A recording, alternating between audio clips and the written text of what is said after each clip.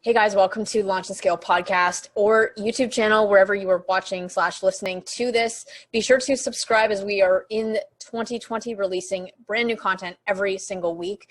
I have known this lovely lady for about 3 years now, and it's really, I find serendipitous with a lot of my friends that I know in Toronto, because I have gone for drinks with Ainsley, hung out with her because we're in the same friend group / friends of friend, details irrelevant. But up until a year ago, I didn't really know what she did. And then when we were at the barbecue at Evans, and Ainsley's telling me how she helps packaged food products and just food companies that I end up speaking to a lot. She helps them really with the fundamentals of branding and how to solve the age-old question of how to move more product. And I was like, how have I not known that this is what you do? Because there's a substantial amount of my audience that are food companies that are going to explore Kickstarter and other routes to market. And I just thought that it would be really perfect to bring Ainsley onto the podcast just to really have a conversation with you about some of the best practices beginning brands have with CPG companies, especially in the food space. So I'm really excited for this conversation. I'm going to shut up and I guess let you tell your side of the story. So welcome to the show, first off. Awesome. Yeah. Thanks for having me. Great to be here. Yeah. So I guess the first thing I always like to do is I don't like jumping straight into the meat of questions first, because I think a lot of people may not know who you are, the work you do. Can you, I guess, take us back to how this all started, and how you really, where did you start niching into this, and what did that look like? Yeah. So before launching my own company, I've been doing this for about 3 years now, but I worked for the big CPG brands. So spent about a decade working in marketing and sales for brands like Coca-Cola, for a bunch of different Unilever brands, for Campbell's Soup. And I really learned the ins and outs of how these iconic brands are built, how they stay as these iconic brands, even though obviously that's changing a lot right now, but really how to run a really smooth food and beverage company. What didn't really feel right, though, is I just wasn't aligned with these monster ships in terms of the values that they had for consumers. And that's just my own personal belief. And there started to be just this piece within me that didn't really feel right. So I actually decided to step out of corporate and help these brands that I did believe in, help them understand how to really build a brand, how to really get on shelves, and really how to operate as a successful food or beverage business. Because most people, and you probably see this, most people who end up starting a food or bev company start from two realms. Number one, they're a great chef or a great cook, and they make fantastic food, and everyone's like, oh, this is so good, why can't we get this in store? And they're like, yeah, why can't we get this in store? And then they go and create a company out of it. Most likely that person doesn't have business experience or CPG experience, though. And then the second type of person is typically someone who's dealing with a health issue, or someone in their family has dealt with a health issue, and they've really had to adjust their entire eating lifestyle. And they realize that a lot of the options out there just aren't great. So they're, wanting to be that provider. They create a food company out of it. But again, they unfortunately just don't have that business background. And that really does make a huge difference. So that's where I come in. And those are the people that I really help with. So at what point did you know that, what prompted you to quit your cushy corporate job and start consulting for yourself? Yeah, it was kind of like a mix of things.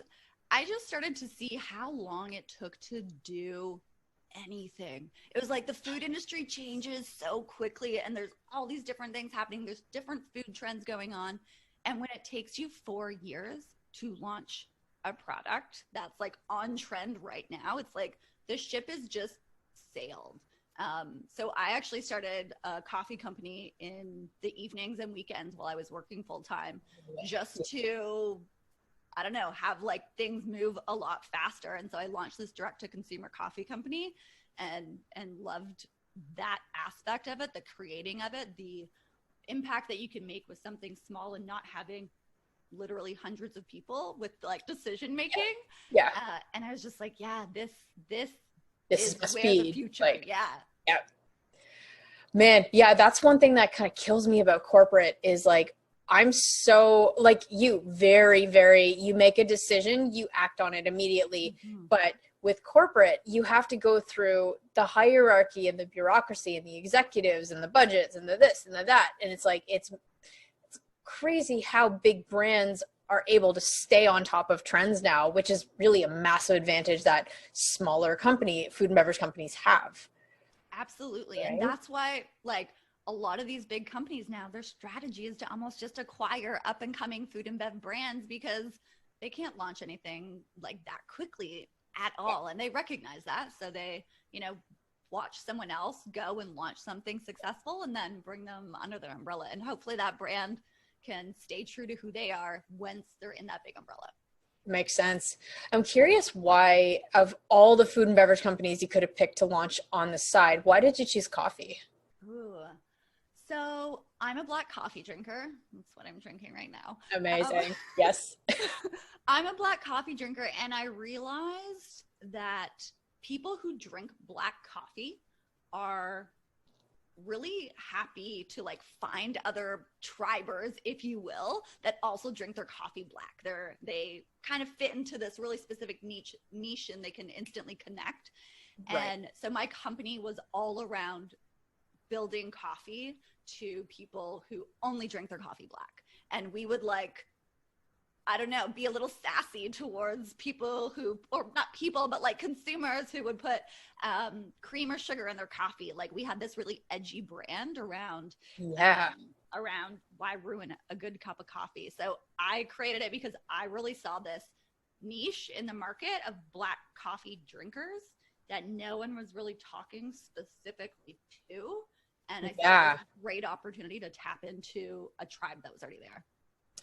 So I'm on the cusp of, you're a coffee connoisseur, I guess. And I'm on the cusp of understanding what good coffee tastes like black. So I would assume that, okay, there's the running joke here, Tim Hortons is really cheap, crappy coffee, but the only reason they're a national bestseller is because of the cream and sugar that people load into their drinks. Ergo, people that buy a cheap cup of coffee do not actually understand what a true good quality coffee is. So is it safe to assume that people who drink their coffee black are the potentially true connoisseurs because they appreciate the true roasted taste, the virgin taste of coffee it doesn't have cream and sugar? Like, is that kind of where the whole black coffee thing is? Absolutely. Okay. Absolutely. That is it. You can truly taste like all the flavors you're supposed to, whether it be a nutty flavor or a like fruity flavor, when it's just pure. And so funny that you mentioned Tim Hortons, because I actually used to be like so many Canadians and drank a double and way back. Right. Yeah. Like way back. And then I stopped drinking coffee for a while and it was a sad time in my life. Yeah. And then when I went back, I was like, oh, I don't really like cream and sugar. I want to have it a bit better for me. And I did it black and I was like, oh, this tastes bad black. Mm-hmm.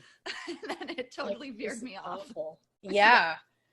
So I'm curious because like it takes time to figure out, okay, I think of sourcing a product. And for me, if I chose coffee, I'd be like, I don't know, I like the taste. Okay. So you have done a lot more vision setting and understanding your tribe and your messaging to really figure out the niche you want to serve are the black coffee drinkers. But I feel like you just didn't wake up one morning and said black coffee drinkers, and this is my ethos, and this is who my tribe is. Can you tell me a bit about the process of why? Did you just like fall into that, or did you know right off the bat that it was super important to kind of stake your claim with a niche, with a specific group of people to have specific messaging? Like, I'd just love to understand more about the thought process behind you creating your own brand intentionally that way. Yeah. So I saw the gap in the market towards black coffee. There can be like Death Wish coffee, for instance, is a great example of a really bold kind of sassy type of personality, but no one was just really speaking to Black coffee drinkers. So I knew I wanted to be in there, but I didn't know exactly how I wanted that message to come across. So I spent a bunch of time testing some different potential avatars that I thought would potentially resonate with it. So I was like, okay, people who are maybe really health conscious might be turning more towards Black coffee. So I ran a bunch of Facebook ads with different images and different copy that were just health focused. Then I was like, okay, there's this whole hipster movement who are really into really specialty everything. So I tested out that target audience. Yeah. And then this whole kind of like grungier type, like hardcore type consumer, I tested that out as well. So I tested out what exactly that target audience should be. Okay. And kind of helped craft my brand voice from who those consumers were, who told me up front, yes, I'm interested in buying something that's specifically for me. That makes sense. When you're testing from the ad side, you know, the copy and the image speaks to the health conscious consumer. Did you send them to a landing page specific with that same messaging and copy, or was it just to your website that had, you know, unfigured out messaging? Like, everyone had a different landing page. So I tried to make it as like pure as possible with like what that experience would be for each and every person coming through. Makes sense. Yeah. And I think that just helped me get like really pure data to help figure out who I should be speaking to. And like, I probably could have in a way spoke to all of them, but I really wanted to start like as narrow as possible. I like it. And be able to expand from there. And then because you were intentional with this, did you run these 3 avatar tests simultaneously, or did you run one for a week, analyze, switch to B for another week, C for another week? I had them all running at the same time, I think. Yeah. Okay, and then I would like tweak them. I probably had them going for like a good couple months, just like tweaking everything for a while to be like, all right, I think these health people and these more like sassy people are kind of like resonating the most. Let's keep refining to just validate it. I was in pure hypotheses like phase at this point. Yeah, totally. And now with the clients you work with and like the students you have, do you repeat the same kind of intentional testing to identify avatars, or has your process changed?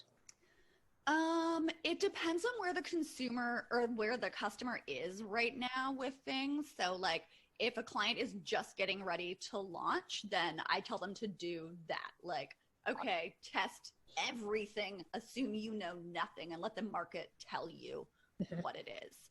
So it's really easy if someone's coming at the beginning and we end up working together. If they're further along the way, chances are they already have data that can tell us who is connecting with you. So I work with them to get like really granular of who their best customers are and what they have in common and all that. Yeah, who they are, and like just get internet stalker mode on them. Where are they living? What else do they buy? Like figure out as much as you can. And I've even had some of my clients like name their avatars based on just their best customer that they know are buying from them over and over again because it's so Sarah, whatever. Yeah.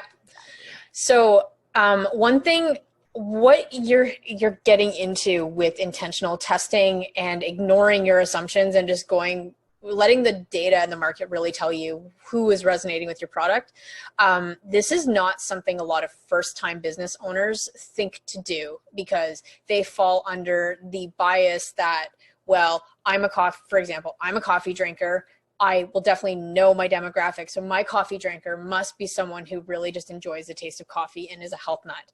And they'll let their bias about themselves determine who their customer is that they don't even think to test because they think they're right. So curious, like, can you walk me through the importance of why you do data-driven testing like this as opposed to just assuming, like, you know, because you could easily do this. You have years of experience with food and beverage companies. So why don't you just kind of look at a product and say, well, this is definitely the demographic? You know, like, why do you still go back to the roots of data-driven advertising?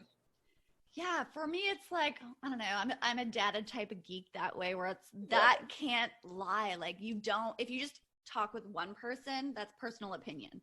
Two people, man, there might be some overlaps. You know, three people, it's still just like, it's not enough data to go broad and deep still. Like, and I know I keep talking about like niching down, but like if you can just get really deep on why this group of people can all connect with it, because I might drink black coffee because I really like the taste, but maybe that taste ties into, you know, my love for flavors from around the world, but there might not be enough people who are connecting with it based on that.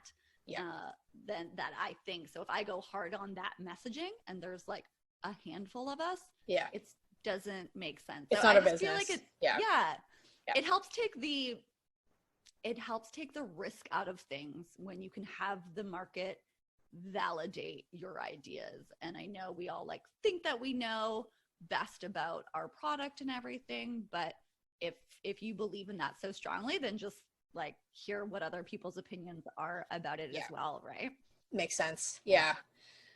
So I'd like to get more into like the fundamentals of what someone has to do to move more product through retail and stuff. So when I think of food and beverage, I think of the direct to consumer, and then I think of the not enterprise, but you know what I mean? Like the massive catering companies or restaurant industry, right? So are you strictly direct to consumer, or do you dabble in the enterprise level too? Yeah, so I do mostly like retail. Cool. So whether you're in like Whole Foods or here in Canada, like a Loblaws or specialty, and then I don't help with like anything specifically with Amazon or anything. I fully agree with that, but more so like, how do people make sure, at least if they're driving people to their website, that people are enticed to buy and it's still a representation of your brand there and that it's a seamless experience. Makes sense. And I can assume, because people come to me with some product and they're like, I don't know the best route to market with this. I can license this, I can kickstart this, I can do whatever it is, right? And I assume for you, when you have a brand new company that comes to you that wants to launch something, what is the right way? Is it best to start online? Is it best to do retail? What are pros and cons? Like, what does that look like in the planning stages? Yeah, I think for me, it comes down to what makes sense for who your ideal audience is. So if you're targeting like a boomer or a busy mom who's maybe in suburbia, chances are she's still going to grocery. So it can be important for you to be there. Now, just like where we are today, I really do think that people need to have both. It's a lot easier to go direct to consumer online at first, though, given the capital requirements, especially if you're in Canada. To be very honest, we have really high listing fees to get on shelf. So it's easier to be direct to consumer up front, but it really depends on where your shopper is, and like your shopper is in multiple different places. So being really intimate with understanding how he or she shops, what he or she is looking for when they're buying your product or when they have this need to buy it, will help you figure out like where it should be. Awesome. And let's say you have someone who you think is right to start approaching retail, or even just the whole retail side of the conversation. Who is your ideal person to when it's right to go to retail?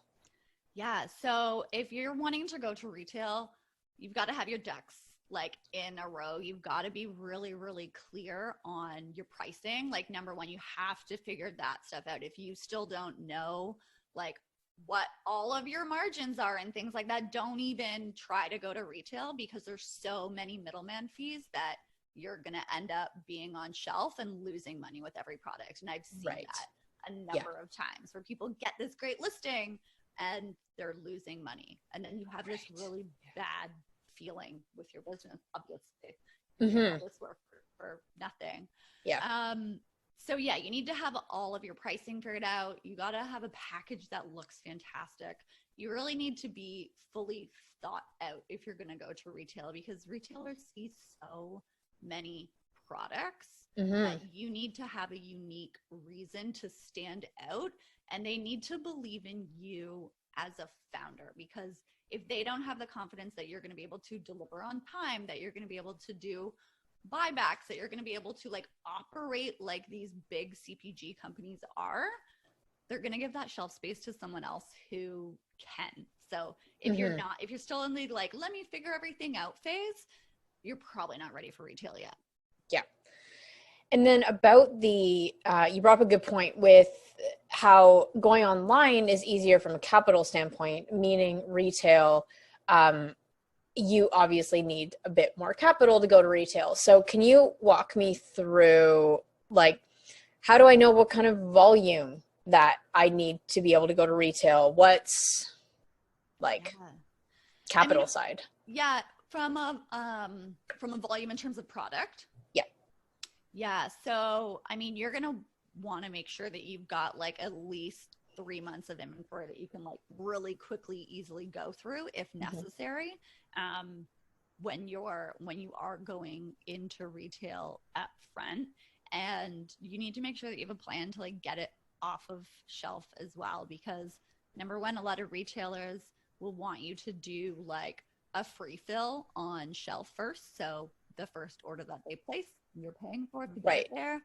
And if it doesn't move, well, then you're buying that back in some instances, or you're just eating the cost of all that product. So you got to make sure that you have like the inventory to refill it when it is moving, and that you have the inventory to like do something like a free fill and demos and all of that at however many stores that may be. So it's a lot easier if you're just doing one-off specialty stores, but if you're getting in at Kroger's, or if you're getting into a buy right or something, you've got to make sure that you've got all that figured out in your logistics and all of that. And that's where distributors and brokers come in. And a lot of different retailers want you to work with a broker or a distributor, and they'll help you figure out a lot of that stuff too.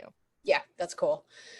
So I am a CPG company and I want to go to retail. How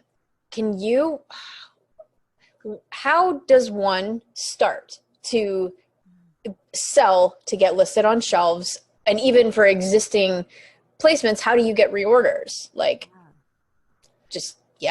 how do I do this? So if you want to get on shelf for the first time, you got to have something called a sell sheet, which is like this one-page double-sided, I don't even have any around to show, but like a double-sided doc that really is like your brand, who you are, why you're different, how you're meeting a need in the category, and then all the like more detailed information in terms of the margin, in terms of product info, anything like that. You're going to want that. You need to get that in the inbox or in the live hands of a buyer. So you need to then do some like backup research in terms of who that buyer is, when their category reviews are. There's also some great sites these days like Range Me, where you can list your product. If you're going to use Range Me, I really highly recommend the premium version, so that you actually go put your product on Range Me, and you can see what retailers are doing category reviews at what time. And you can then open up those conversations. They can open up those conversations with you. But your job is to figure out when someone's looking at the category. So if you're doing cereal, when they're looking at the cereal section, and when they're looking at all the brands on there, and they do it every year. So when are they looking at that? Have a really, really compelling sell sheet that is focused on why you're different, how you meet a need. And then from there, you're probably going to be invited to send samples and to have a meeting with the retailer. Great.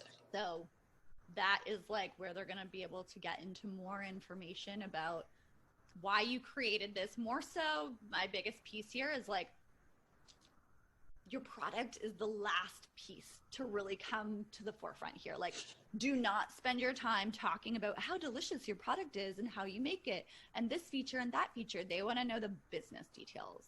So the person, the buyer on the other side, they are looking at dollars and cents. They need to be convinced that there's a need in the category. Their shoppers want this. How this isn't going to just cannibalize another product on the shelf, but this is going to bring them incremental revenue, and how much money they're going to make to go in this with like product is a nice literal cherry on top at the end, but we're talking business at this point. You bring up an amazing point, which is it's basic sales that everyone gets wrong. What's in it for me? How can this be a win-win as opposed to look at how amazing I am, right? So while I've never sat through a retail pitch for a food and beverage brand, it sounds like, in how many cases are people in a position to bring hard numbers? Like, let's just say you are trying to get listed in a major retail, Whole Foods in the US, right? And online for selling, you've been moving about $20,000 worth of product to X demographic. Can you bring those validated hardcore numbers to a retailer to show proof of demand for your product with that specific avatar? Like, yeah, absolutely. Absolutely. It's like bring whatever data you have, right? Yeah. When you're bringing them, hey, these people are buying this online, whether that be from your own store, whether that be from Amazon, from Bubble, wherever it may be, bringing those gives them validated proof. They want to reduce the risk on putting you on shelf. So if you have numbers, that helps reduce that risk. So share whatever you can, even if it's like not a lot. If you just launched online and you're getting traction, share it anyways. So what if you have not launched online? You have capital and you're just pitching this first meeting and you want to get on shelves, your first route to market. What sort of proof of demand can people show if they don't have actual revenue yet to prove? Yeah, so if you're pre-revenue, if you haven't sold anything yet, when you're going to the retailer, like paint the picture from the data that you would have done before, the research that you would have done before. So let's say you can go in and discuss the size of the market of whatever category you're in. Let's say you have a keto cookie. The keto industry is growing. The cookie people are still loving snacks. And this is the size of the market and it's growing 5% every year. We can tell that there's, a group of people in here who might want it. And then you can talk about the fact that maybe you did some online testing. You haven't sold anything yet, but we know that people are interested in some sort of keto type of snack that has maybe this unique flavor or something that isn't out there already. So, use third-party research where you can. If you don't have it, that's still, if you have no sales, this is what all the large CPG companies do. Before they've launched it, they don't have online sales. So they go in and say, hey, this part of the market is growing. This part of the market is declining.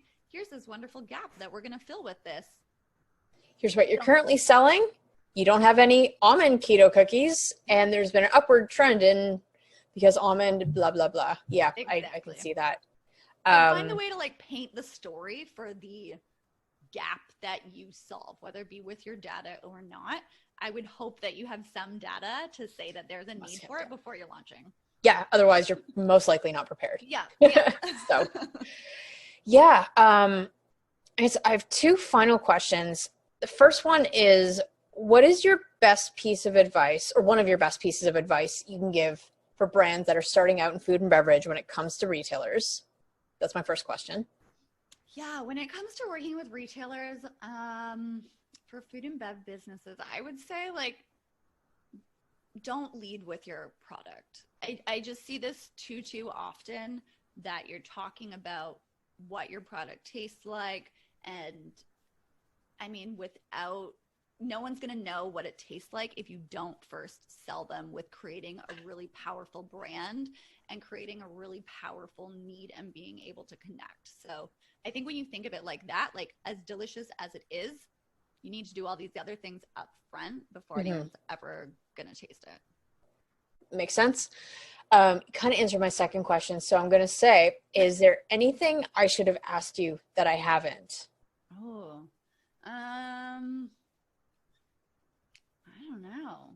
I don't think so. I mean, you're good at interviewing. You've got some good questions there. I feel like we covered a lot with how to get. I've done this a couple of times. Yeah. You're pretty good. You figured it out. Yeah. I've been doing this for like 3 years or so. Scary. No, that's pretty good. So like, I want to keep this, because there's just so much to cover in your space of like best practices. It's like, I'm glad we covered like the main points. So if people want to learn more about you, the work you do, that sort of thing, what's a good place to send them? Yeah, so you can just go to AinsleyMoir.com. So it's AINSLEYMOIR.com. Awesome. You can check out everything that we're doing with the Healthy Food and Beverage Group there, and how we help food and beverage companies, specifically in the better for you space, launch, grow, and scale. Amazing. There, ties in perfectly with the name of your podcast. Oh my God, it's like that was intentional, but right? not really.